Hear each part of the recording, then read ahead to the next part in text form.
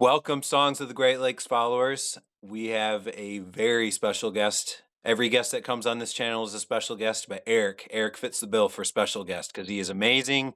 He's got quite the resume of stuff that he has accomplished, and I'm really excited to welcome him to the channel today.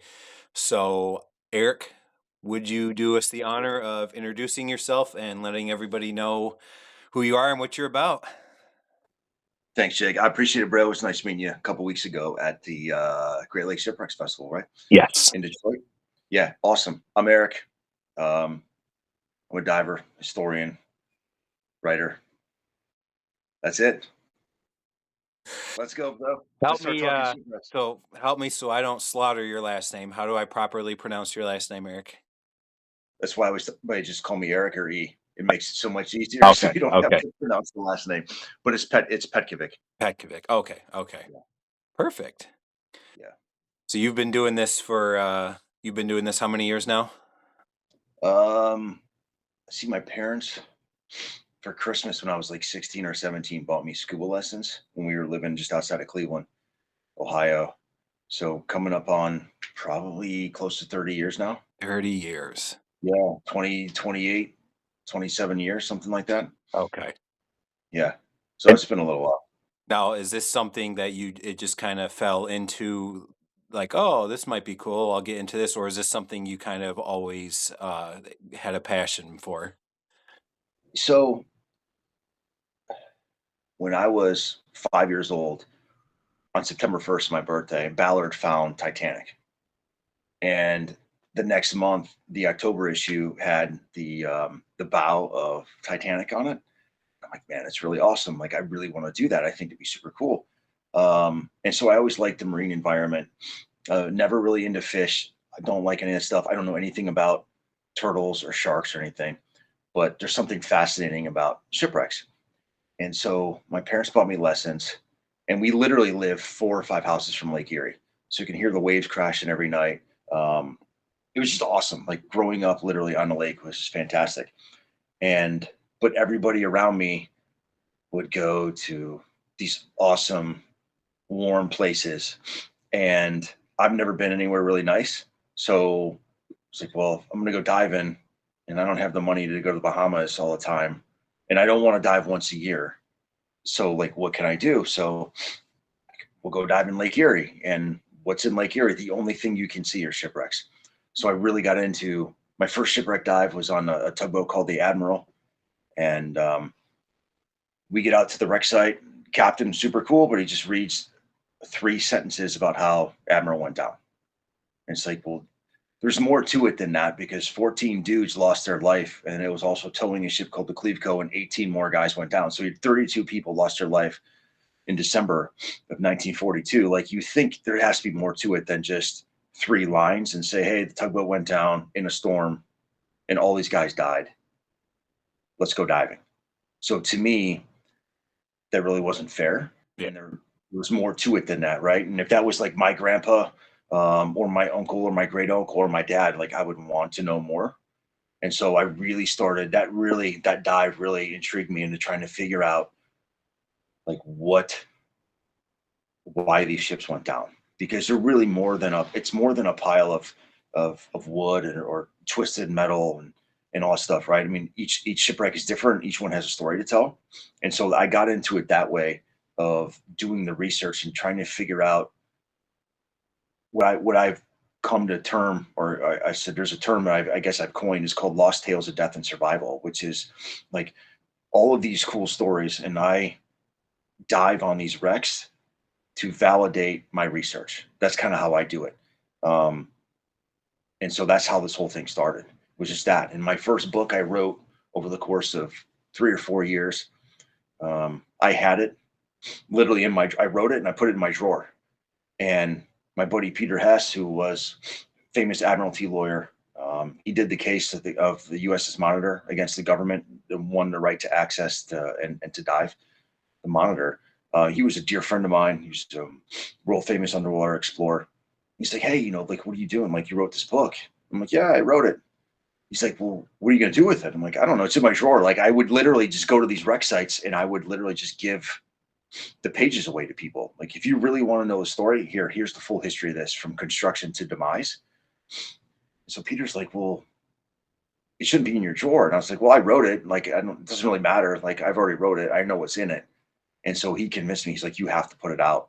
And so I really didn't want to do that. And then finally, I ended up putting it out. It's been through like 7 or 8 printings. Um, Shipwrecks Lake Erie Volume One, and it was like this huge thing, underground, right? It was kind of like college radio back in the day, where it wasn't super mainstream, but people really liked it um, because it was different, and it literally just told these stories of survival. And most dive books are, hey, this is the wreck. It was built here. It went down. We dive it, move on to the next one, right?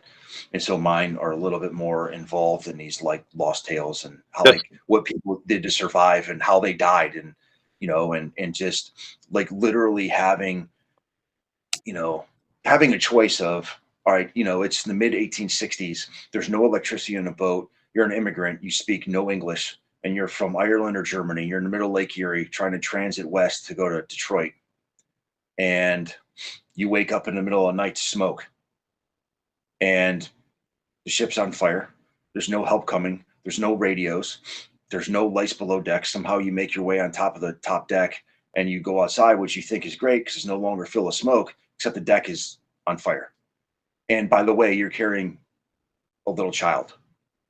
And so you're on a boat. You don't speak any English. You're carrying a baby, and you have two choices. You can jump overboard and kill yourself and drown, or you can stay on the boat and get engulfed in flames and literally be incinerated. And like these are the stories that people don't know about, but these are the stories that really fascinate me. And like having that choice, right, of like, what am I going to do? Do I literally throw my baby overboard to drown so it doesn't burn to death? Like, that's a pretty powerful choice, right? And it's those types of things that really got me turned into this whole survival aspect of just exploration, but diving in particular. So that's what started this whole thing off. that's equally the same for me in the channel is like you said, the Admiral and the Cleveco, like there is so much that led up to that happening before the like you said, the guy that just gave a couple 3 lines, here it is, like that they approached it, the line was down in the water. It's like, what? Where did the other guys go? Or like you were saying, like put yourself in the situation of this lady who doesn't speak any English, flames, all that stuff. That's the thing. People don't put themselves in that scenario of those situations. I don't get as mad at people anymore for just not knowing because there's relatively like your book, there's not enough information. We got to get the, hey, this is what happened. But like they went through a horrible thing. That's why I do each and every one of these ship stories. That's why you go and dive these because how many people died? What happened? Who was there? How long did this happen? Yeah. Who and I love that passion. I felt that from you at the festival. You're up there speaking. You got that equal. I don't want to just be spoon fed information. I want to know. I want to dig. And you get to go a step further and dive it and see it. Yeah. What did you see on the Admiral and Cleveco when you first were going You know, the Cleveco is turtle, so you really can't see much, right? there? It's just a hull. The Admiral it's really impressive. It's like somebody took a bath toy and like literally took it and put it on the bottom of the lake and bent the antenna. Um, it's really neat. It's really neat. Like, all the glass is broken, but you can go inside this thing. When you go inside the pilot house or the wheelhouse, whatever your verbiage is that you want to call that, when you go inside and you're looking out from the blackness into a sea of green, because Lake Erie in that part of the basin, right, is just green. It's a really cool thing. But to know that, hey, the pilot was in here and he was trying to look out the back window and couldn't see, and then the next thing you know, they're literally disappeared. And like you said, the tow line is taut to the Cleveco. It's just angled straight down. It's like the guys are already gone. And knowing that they recovered bodies on there later, it's a pretty powerful thing, right? And then you look out, and if you see it used to be there, the first time I dived it was almost 30 years ago. I mean, that tow line was still connected to the stern. I don't know if it is any longer, But you see that and you're like, wow, this is really something. But it literally looked like a bath toy. And it looked like you could just pick it up and float it again. I'm sure covered with, zebra mussels, right? Yeah, I mean, yeah, it is now. Yeah, Yeah. it is now. But in that part of the basin, because there's some other wrecks like the Dundee, it's not too far away. You can actually see the original caulking in between the floorboards, which is pretty amazing, right? But all that stuff has pretty much been taken over by zebras at this point. What's the famous, car ferry that they're hoping to find in Lake Erie? What one is that again? Do you remember? Oh, yeah, the M&B two, the Marquette and Bessemer two. That's right, yep, yep. Yeah, yeah, that's a crazy story in and of itself, right? It's one of the largest. It'll be one of the largest, and probably the most one of the most hunted shipwrecks in all the Great Lakes. Is also in the shallowest of the Great Lakes, Right. most likely in the Central Basin, and nobody's found it. It's wild, that a gigantic car ferry just literally disappears. Bodies popped up at different points over the course of like the next year at various points all over Lake Erie, and but the ship is gone. Like literally just disappeared. You'd It's think something fascinating. that big in Lake Erie not being that super deep, aside from the couple areas, it would have been found by now, but Yeah, it's probably buried. I think it's completely buried. There's a lot of stuff in the Central Basin, especially where it's really like quicksand, and it just sucks these things up. So yeah. yeah, it's probably completely buried. But I mean, just think about that, like the gigantic size of this ship here. Yeah, it just gets sucked below, not just the water, but below the bottom of the lake, right? And it's gone. Yeah. So, but that's people were always looking for that one. So that'll be a cool find if they ever do find it. Yeah, What, what do you so everybody when I met Eric at the festival, he was very gracious and he gave me his book on the John J. Bolin Jr. And yeah, I'd recently done a smaller video, like I call it the forgotten ships, lesser known ships. Everybody knows the Fitzgerald story, back front, centward, center, all that. But then there's all these tons of other ones that have never even been literally mentioned. And the fact yeah. that you did a book on it was incredible and you dove on it. Would you care to share anything on that? Because that story was changed a lot for shipping history after knowing what happened to her. It did. The Bolin's an interesting tour. It's a very, very cool wreck, right? It's super visceral. When you look at it, it's almost completely turtle, like the picture on the cover, right? It's literally almost completely turtle, which means upside down in like wreck diver speak, right? And so when you go inside this thing, which I've been inside numerous times, you know, depending on which direction you're going, would normally be, the lower left floor board is actually the upper right ceiling and vice versa. So it's a little funky in there. Um, and then obviously there's a lot of corridors and things you can penetrate on the aft end of the ship. But and it's a great wreck and it's very photogenic if you have a good camera. Even if you don't have a good camera and you start clicking away, you can get really good photos. The propeller is absolutely gigantic. Um, but it's basically two dives, right? There's the bow, which is a whole dive unto itself, and then there's the stern, and obviously it's still connected, and the boat hasn't broken in two or anything. But in the middle is just the cargo holds, which were once like literally overflowing with coal. But if you think about the story of the Bolin and why I like it is it's 20 years after Titanic, right? And the Titanic was supposed to have taught a bunch of people lessons about having the proper life-saving equipment, lifeboats on board for every person, right? And that hadn't really been the case, especially in the Great Lakes. So that may have been that way in transatlantic ocean liners and ocean-going vessels, but it definitely was not at that time in the early 30s. It was not that way in the Great Lakes at all. So in October, the boat does like it normally does. It goes in and takes a load of coal. I'm from Erie, and in this time, which is even another fascinating aspect of it, is that not only does it load up with coal, it like literally overloads the hatches to the point where it's overflowing literally the hatches and it's all over the deck because at this point in history, those captains, um, made more money, right? And it's all about Mr. Green showing up, right? The cash.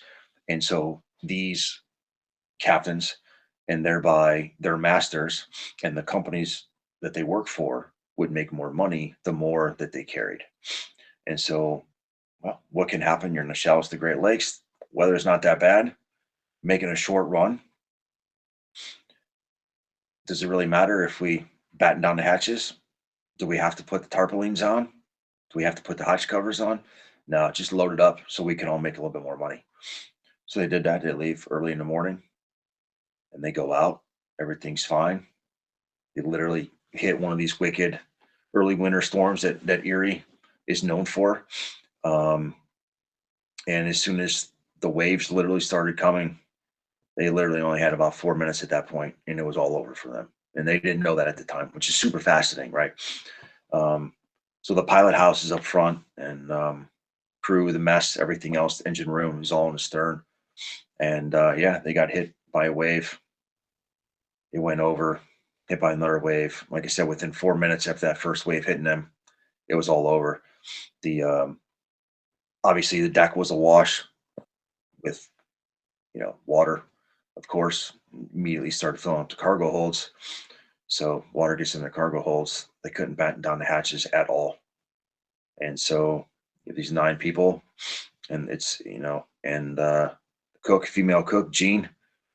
It's always the cook. It's always the cook dies in like every Great Lake story, right? It's sad, but that's just kind of the way it is. And yeah, and yeah, most of them perished. They found some bodies later on. Some they never found. There's actually still 3 bodies that they've never discovered. The cook was found a couple of days later, or a day later, in a fishing trawler net. Are there Fishing. still bodies on the Boland or no?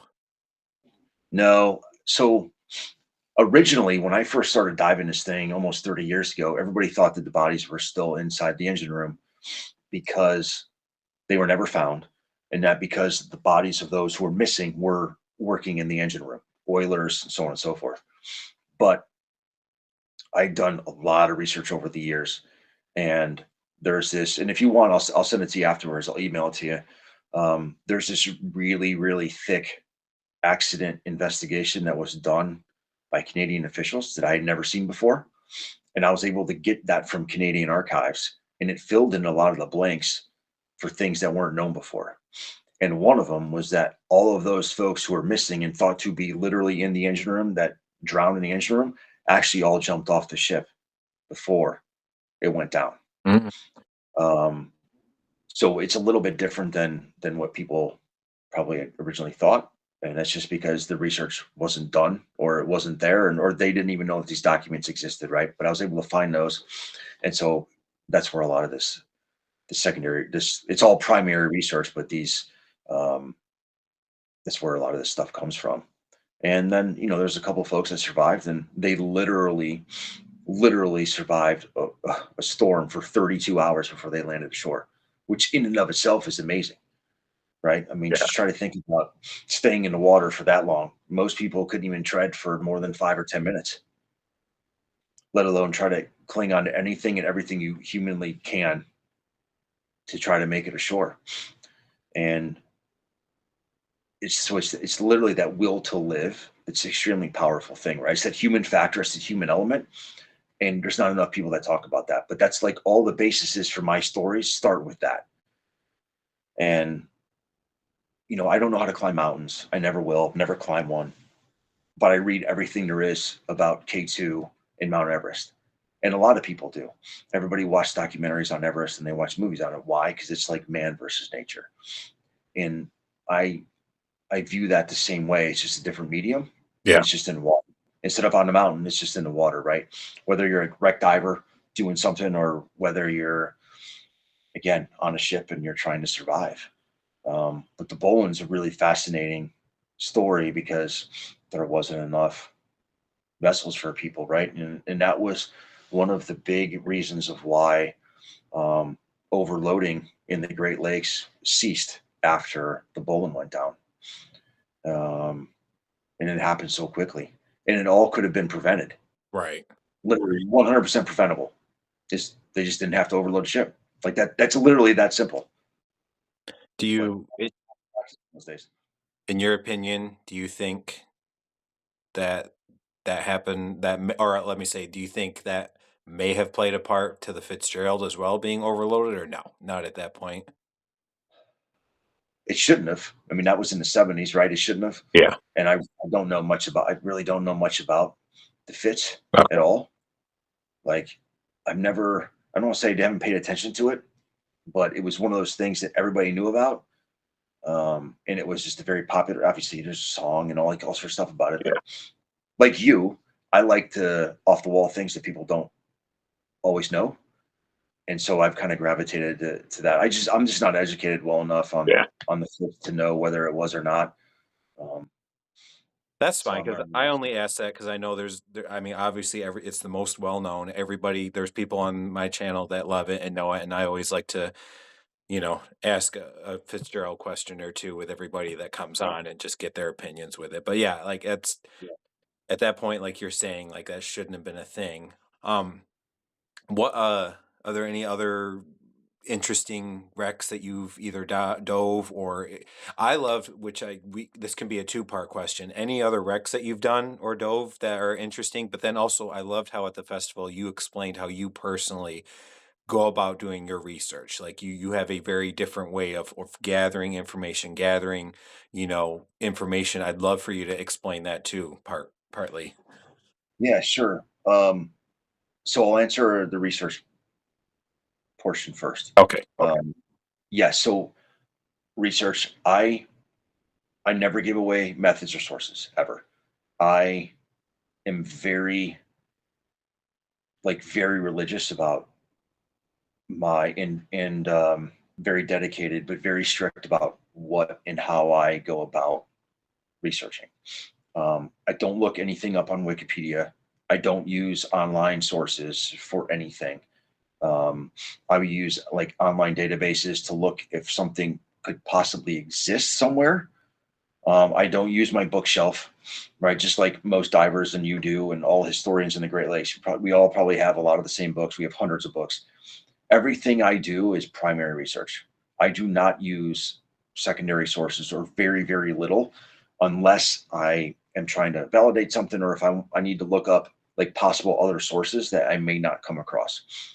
Because, and I think, like I say in my talk, right, is where if I went to my bookshelf, yeah, I can write a book right now on Great Lake shipwrecks um, and be done in a couple of months, all from sources that are on my bookshelf. But that's like a fifth grade book report, right? That's taking somebody else's work and passing it off as your own and or paraphrasing. And I don't like to do that. So everything I do is literally primary source research. Um, because stories have changed, right? Um, and a lot of times secondary sources, and it may not be their fault, right? It's what was available at the time or their limitations of what they could gather or their limitations as to what was even available or declassified at that point. Um, there's a lot of wrong information in a lot of the books that are probably on your shelf and the same ones that are in mine. And those get propagated through time. And so now you're constantly regurgitating false information, not knowingly, but you're doing that. So for me, if I really want to figure out who was on board and like what they were thinking and just what happened, you have to start where from the beginning. You have to start where nobody else starts. And I was a Secret Service agent for over a decade. I did tons of research, just getting bad guys and casework and counterfeit and stuff like that. And it's just I approach it that way as like I'm trying to solve a mystery or a case. So instead of just saying, "Hey, I'm going to write a book or I'm going to investigate the Boland," I go about it from a different way and I have a different mindset about it. But I take it extremely seriously. Um, so yeah, everything I do, like it's not as sexy as it seems, right? It's like hours and hours digging through files, looking through boxes of dusty, just dust covered everything and just looking through files and like page by page, going through thousands and thousands of pages looking for something. Sometimes you don't find what you're looking for, but when you do, right, it's a cool thing. But I spend a lot of time in the National Archives. National Archives 1. There are regional archives that you can go to, right? So NARA, the National Archives, is not just the one place in Washington, D.C. that houses our founding documents. That's what's considered NARA 1 on Pennsylvania Avenue. But NARA 2 is in Maryland, and I spend a lot of time there. That's where Navy logbooks are. That's where a lot of other things. But if you're really looking for Great Lakes stuff, you got to go to the Great Lakes. You got to go to libraries. You have to go to research centers. You have to go to presidential libraries. It's another big thing I use is presidential libraries. That's something that doesn't get used very often. And then one thing that I found a lot of stuff on, and after I say this, it'll make sense to you. A lot of people don't do this for whatever reason. Um, if I'm the shipping company, all right, you go down on a ship. What is your wife going to do to me? She's going to sue me, Right. right? 100%. Even if it's not my fault, even if you're the one who overloaded the ship, I told you not to, you did it anyway. It's going to be my fault because I'm the ship owner, right? And that's what widows do. I would do the exact same thing. All right. So if you're going to sue me, where do you have to go? You have to go to court. So there are lots and lots and lots of fantastic records in judicial systems, judicial jackets, judicial everything, all the way up to the Supreme Court. And the only way for a judge to properly award whatever gets awarded, if it's even necessary, is to do really good research.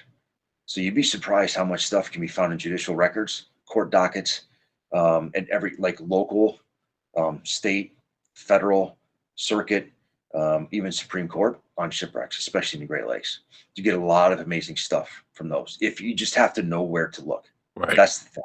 And it's you learn over the years about where to look, and then once you know where to look, then you can figure out from there where to go. But those are typically where I go to find all of my sources.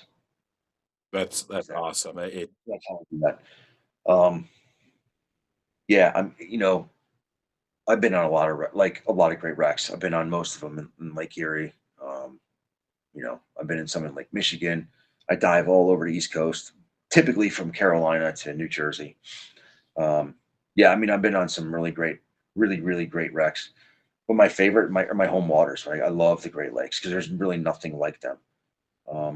But for me, again, it just goes back to it's these stories. It's these lost tales of death and survival, right? Overloading. The Wheelan is another one that's not too far from the Bolin. It's in Lake Erie, right? It's Yeah. a great story. Starts with 20 some guys on board and they go out overloaded, significantly overloaded, right? The ship starts going back and forth from port to starboard, swinging severely each side. Captain says, "Hey, I'm leaving. Go. I'm gonna go see what's going on in the engine room." Dude never even makes it to the engine room. Ship flips over. Starts with 20 some guys. Only 9 are in the water. One drowns. Now you're down to 8. Another one drowns. Now you're down to 7. Ship sinks to the bottom. Now you're down, to guys. And they just keep going. And there's an amazing story. There's one life jacket. Guys didn't even know how to swim, and they're in the water because you didn't even have to know how to swim at that point to be on the Great Lakes. You still don't even really have to. And so that to have that and knowing that your minutes are counting down, Mhm. know that you just had 20 friends and your ship flips upside down, and now you're down to 9 or 10, and when it finally goes down underneath, you lost some more. Suction takes those guys down, and then just guys get so tired they can't keep doing what they're doing, or they don't know how to swim, so they just succumb to the weather and they just start dropping. And then the guy says, "Hey, man, I'm going to swim the shore." Okay, well, shore's 5 miles away. That's a long swim, and he makes it a mile, and the ship passes by and grabs him. And then he vectors them into where the ship went down. A couple guys are floating and they're working their way up the ladder. The one guy is literally so tired. He's literally he's the next person in line to be rescued. Maybe 15, 30 seconds to wait. He was completely exhausted and lets go and says, "I'm gone." Just imagine that, like being a survivor and your buddy is next. Like, we're rescuing you. You just survived a shipwreck. and you've seen all your buddies die, but you are so exhausted you can't even hang on anymore, and you just die. Like, it's very fascinating. It's an amazing wreck. You look inside that wreck of the Wheeling, there's lamps in there. You're peeking back into a time that doesn't even exist anymore. Um, seeing chairs and all sorts of stuff, just that human stuff, right? Somebody used to be there. Right. Uh, it's an amazing thing. But a lot of the wrecks, as you know, from your show and from everything else you do, is there's, the largest graveyard of freshwater ships in the world is the Great Lakes, right? And it's just a massive, you know, just time capsule of vessels from the very first until the most recent. They're all there. Every type of ship that ever sailed the Great Lakes is represented on the bottom of the Great Lakes. That's an amazing thing about that, What we right? would see if we could drain the Great Lakes and what we could see at the bottom, I'm sure would just be incredible. Absolutely. Yeah, yeah, absolutely. And then the stories that it tells, right? And then, like I said, there's that whole human side to it as Yeah. well. And so what we've been doing, um, especially on the East Coast, just because I spend most of my time diving between. Typically, it's the Delmarva Peninsula, right? So Delaware, Maryland, Virginia, up to Cape May. Um, what we've been doing is looking for keeping on that theme, but we do a lot of military dives and victims of U-boats and all sorts of stuff. But what we've been doing is really doing the research, taking it to another level that really hasn't been done before, and tracking down, making family trees and tracking down family members of victims who died and finding these folks and telling them that, hey, we have either discovered ourselves, or hey, we know there's this wreck that we dive a lot. Like, your great uncle went down on this ship, or your dad did. And you talk about a very powerful conversation, tracking down somebody who you've never met before, does not know you, and you track down their contact information and you call them and you tell them that you know where their family member died. It's a very, very powerful thing.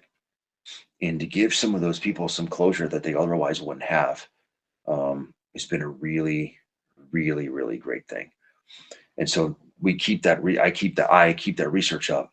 But then we've been doing these family trees, and it really brings everything full circle because that's not really something that's done too often. Yeah. Um, and we keep most of this stuff to ourselves. We really don't publicize the stuff that we do as far as that stuff goes. But we've had folks out. We just had a beautiful family out from just outside Seattle, Washington. Flew out to Jersey, and we took them out to where their father went down and where he served. And it's a really cool moment to have with these families, and spreading ashes out to sea, and to really and we've even reburied some folks, Well, ashes. let's talk about the Yeah. are we doing good on time so far? How are we doing on Yeah, time? yeah, yeah, yeah. I'm good. I got Okay. about 25 minutes. I gotta leave to pick up my son, but You um, touched on something that also really got me very I respect it incredibly, especially at the festival with the Purple Hearts that you've been yeah, able to bring with these people through. Please explain that because that's a huge part of that as well. it is, and that's the next level thing. Is so there's a couple of friends of mine, um, Jeff and Ryan, and a couple of the other guys. They found what was called the USS Eagle 56, and the Eagle 56 was an Eagle boat, patrol boat that in the literally the waning weeks of World War II was torpedoed by U-853, which you can dive on, right? The German U-boat, um, in deep water, like literally 6 miles from shore, right off of the Portland Headlight, which is the Portland lighthouse, or the lighthouse, I should say, in Portland, Maine. And nobody had ever found it before. And Ryan and the boys went out and they found it, which is amazing, amazing discovery. They really changed history for a lot of people in that, in such that the Navy had originally stated that the ship went down by a boiler explosion, not a torpedo due to enemy action. And so, over the course of a ton of research by a lot of different people, including Ryan and Jeff, and finding the boilers completely intact, the Navy was forced to change the um, the loss of the ship from basically self-inflicted to due to enemy action. And so they were able to, because of that, everybody who was either injured and or killed was eligible for a Purple Heart. And so about a year and a half ago, it was October of 24, I get a phone call from Jeff Goudreau, really dear friend of mine. He's one of the best divers ever. He's fantastic. He called and said, "Hey, you're going to get a phone call from some guy named Jared from Colorado. Just answer the phone." I'm like, "What is this about?" He's like, "Just answer the phone," because I never answer the phone if I don't know who it is. And so, like later that night, I'm at soccer practice with E Junior, and phone rings. So I run over, I grab it. It's like, "It's Eric." "Yep." "You shipwreck diver?" "Yep." "You the historian?" "Yep." "You research?" "Yes." "Do you know Jeff?" "Yes." And so he tells me that, or he asked me, "What do you know about Eagle 56?" So I told him just, 30 seconds of what I know about it. And he goes, "Okay." And I said, "Well, what's this about?" He's like, "Hey, I need you to help me get a Purple Heart." I said, "What's going on?" And he told me that his great uncle went down on the ship, and his great uncle was, his name was Norris Wilbur Jones, and Jonesy is what they called him. And so, just given my history of being prior Secret Service and knowing a lot of people, um, I called. Um, I won't give his name, but I called up a very high-ranking military official because I had submitted people had submitted stuff before to the Pentagon, and everything had gone unanswered. So I called this person. I just said, "Hey, brother, like you're the highest-ranking military official I know. Like, what can you do?" I told him the story. He's like, "Send me an email." I pulled over on the side of the road. I was in Virginia, coming back from a soccer tournament. I shoot him an email. He texted me right back. He goes, "Secretary of Navy has your packet. You get a phone call in the morning." And so the next day, I got a phone call from the adjutant to the Secretary of Navy, and explained everything. I gave all the documentation over, that I was able to locate. I gave that back to the Navy and showed that Norris was killed, and so he was due a Purple Heart, and we were able to get him a Purple Heart awarded. And then not only that, there was a ceremony by the sea, which was incredibly powerful. It's on April 23rd every single year, and so Jonesy and his friend, they came Colorado, and there was a bunch of other family members from some survivors, and some of those that perished that day.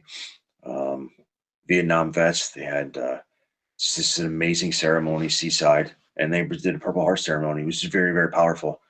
And at the end of that ceremony, the Navy official presiding over it, was from the destroyer, had asked me. He goes, "Hey, you got to get 29 more because there's still 29 that were not awarded to these guys." Wow. And so Jeff, Ryan, and I worked very hard, um, at the end of last year, and we were able to track down four more family members who didn't know that their loved one was lost, or if they did, they didn't know the full story. And so we have met four new families who are now part of our family, and they are all coming in from all points of this country next, or this April here, on April 23rd, and we're going to pass out four Purple Hearts. Um, and I think I told the Navy in an email, but haven't given them the information. But so I'll tell you first. But I think I just secured the fifth Purple Heart, um, for this year, and so we're going to give out these Purple Hearts to their family members. It's an awesome, awesome feeling. It's a great, great thing. Isn't that just, and then the impact, how is it seeing the impact of these families when you bring, "Hey, here's this," isn't that just incredible, especially for veterans like that? It is. If it Like I always tell everybody, like if it doesn't touch you, you don't have a soul. And that's the bottom line, right? As cheesy as that sounds, that's literally the answer. You cannot but help be touched by that. And I've had a lot of folks asking, like, why are you guys doing this? And we all have the same answer, and it's true because if that was my great uncle or my dad or my grandpa, like I wish somebody would do that for me. Yeah. And it's literally what it is. But we're gonna have a military flyover this year, which will be super great. The coasties they have usually uh, a buoy tender off the coast blowing its horn, which is great, and 21 gun salute, the whole deal. But to have that connection with the family is a really, really powerful thing. And it's a really neat thing to be able to help a family out. And the other part of it too is not just getting awarded the Purple Heart, right, which is a big certificate and the actual Purple Heart itself, but the Navy does an awesome thing. Well, they will make right anything that was owed to the sailor at the time. So they'll get their World War II commendation medals because they were all in battle, and if there's anything else that they had deserved prior to them being KIA, the Navy puts a nice little packet together for a family, which is really, really awesome. And it's a cool thing. Most of the family, I think every single one of the families has said to me, I'm just glad someone still cares. And the Navy does. They've been super awesome. I figured out how to do it last year or in 2024. It took me a long time to figure out how to do it and where to go. But now that I figured it out, I was able to get more this year. And so the goal is for next year, we're going to get more until everybody gets what they deserve. And the Navy's been super great about it. And they've been really, really good to work with, and they've been a really good partner. Probably the opposite of what people would think, but there's a whole group of people that do medals, commendations, and awards, and they are just really, really amazing people. And I just give them the research and the proof that these guys are KIA and are injured, and they do their thing on their end, and they come through with what's deserved for our guys, which is a great thing. I'm all for that. I Yeah, have nothing but the absolute respect for our veterans and service members, and even more with that, these people who go through these tragic moments, I don't think they're thinking in their final moments, oh, I mean, maybe they are like, somebody going to remember me? Is my story going to be told? Or am I just going to be a nameless, like whether it's military moments where they're going yeah, through battle, or whether it's a Great Lakes ship, like you're saying that, hey, these guys, all the ship flipped over, these guys were gone. Like, you come here and you bring this story, like, hey, these guys are not just nameless, they're not just faceless, they're not just nobodies that are going to be forgotten. Here is what they went through. Realize that. I love that. yeah, I love everything about that. yeah. No, it's awesome, and and thank you for. I'm glad you do. Right, it's an important thing because, like you said, they're not nameless. They have names, and they all have families. Um, we have another one that we've been working on for 3 years. I'm under an NDA, cannot say anything about it. There'll be a bigger announcement out later, late summer, maybe early fall. But you know, talking to you know um, this lady who has become part of my family now, and telling her that we found her daddy, and laughing and crying on the phone with her for 4 hours, which who was a complete stranger. And then when you're done with 4 hours of them on the phone on a Friday night, um, you're really connected, right? And that's just again, it's a human thing. It's like I said, if it doesn't affect you, you don't have a soul. Um, but to be able to do that has been an awesome, very rewarding thing. Um, and one family was like, "Wait, well, how much money is it costing?" I'm like, "For what?" The Purple Heart. I'm like, I don't nothing. Like the nation owes it to your family. Um, and I was like, I would definitely not take any money off of you. I never would. Right. I mean, Rusty, John, and I, and the boys, like we do this on weekends. Like we go out hunting for shipwrecks on the weekends, just like Jeff and Ryan and the Nomad guys do up in the Northeast. And like, you know, if we find something, we're not gonna monetize it, monopolize it, and keep families away, and then charge people to do anything. It's just like that's not what it's about. It's just about literally doing the right thing. And if you're a hero, or if you're American, especially if you're a soldier, regardless of what branch you were in, like, you deserve the same thing, especially if it was lost by enemy action. Like your family deserves to know where you're at. They deserve to know what happened, and they deserve to have something tangible, because a lot of these people don't have anything, right? There's no grave they can go to. They don't have ashes in an urn. They don't have anything at all. Yeah. So if you can give them something that's tangible, which in this case is a Purple Heart, that's literally their only connection that they would have to their loved one. So how do you not do that for somebody, right? You can't say no. And but it makes the whole wreck diving thing a little bit more complete for me anyway, and for the guys. it's something good that we can do with our ridiculously expensive hobby, right? Is to really kind of give back in that unique way.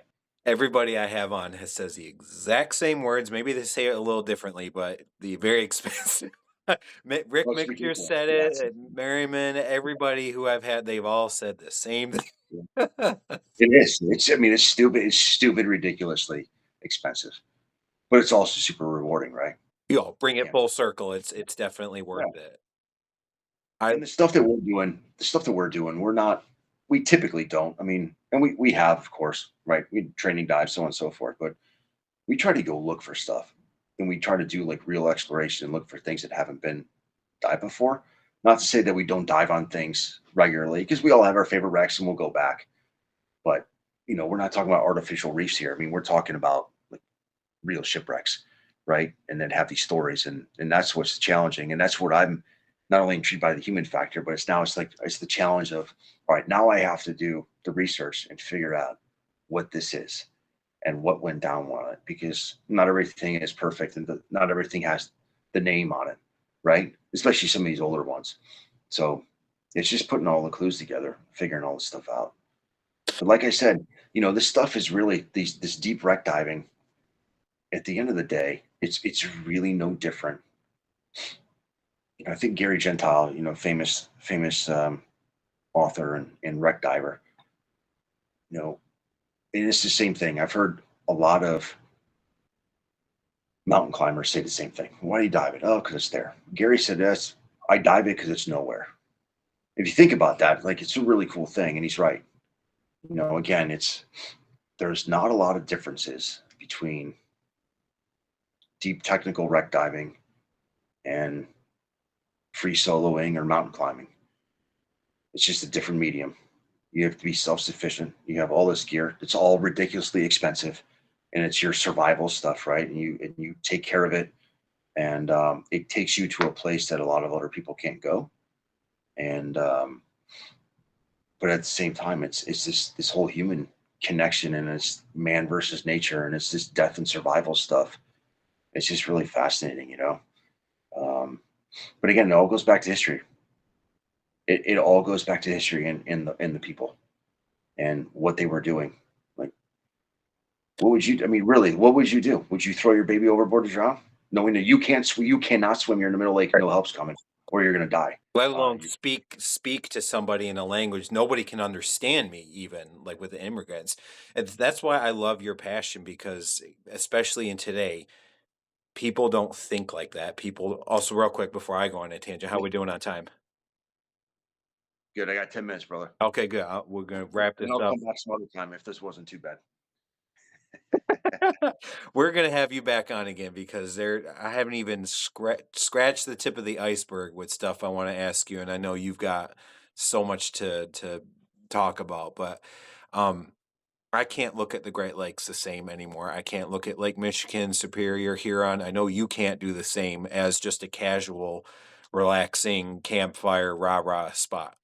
Especially I can't. knowing the lifetimes that have come and gone way before we were here, and then you learn the stories with each individual wreck or each individual Purple Heart that you bring it full circle with, like, it changes you.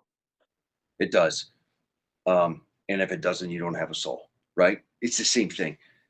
It's it's Why do you think that is? Well, why do you think is that just because of technology today, or TikTok and social media, where we don't think like I just it perplexes me sometimes, like, I where people think or don't. I don't know. yeah. I think part of the problem is they're not thinking, right? I think that's part of it. Um, yeah, I mean, I think that's part of it. But I don't think it's just people take the time to sit and ponder what it would be like if you were literally on the edge and you're faced with your own death. What does that look like? And then, I mean, you do this. A lot of the guys I dive with do this. Historians do it. Mixter does it. Bella does it. Right? What is it? What must have it been like for you to go through something like that? Right? And literally, what would you do? What would you do? I ask people this all the time. I haven't given this talk in a while, but it's called Lost Tales of Death and Survival. It's all Great Lakes survival stories. And I always tell everybody in the beginning, you will never, my goal for this is for you to never look at a shipwreck the same way again. Just like you said, because you can't.